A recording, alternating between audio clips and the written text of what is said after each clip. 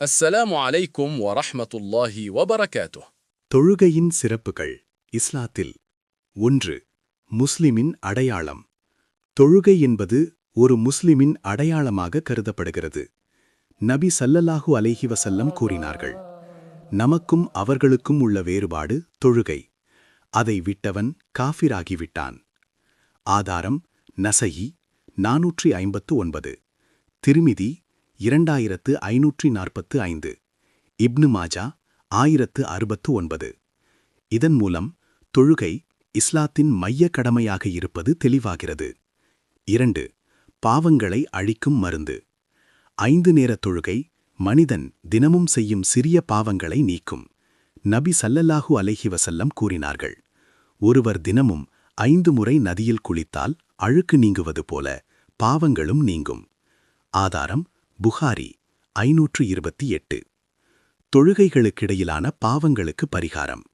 ஒரு தொழுகைக்கும் அடுத்த தொழுகைக்கும் இடையில் செய்யப்பட்ட சிறிய பாவங்களுக்கு அது பரிகாரமாகிறது.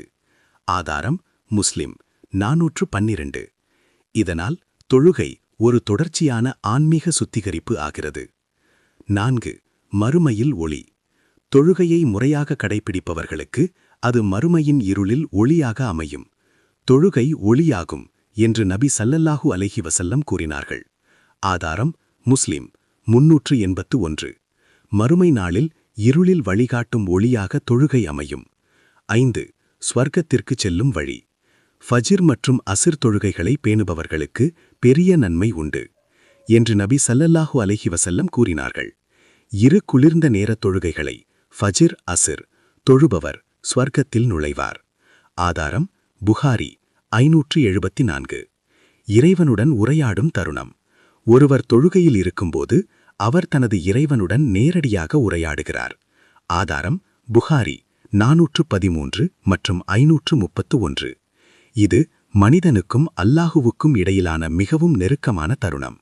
ஜமாஅத் தொழுகையின் சிறப்பு.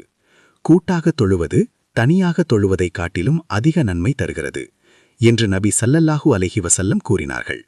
ஜமாஅத் தொழுகை தனி தொழுகையை விட 27 மடங்கு மேலானது.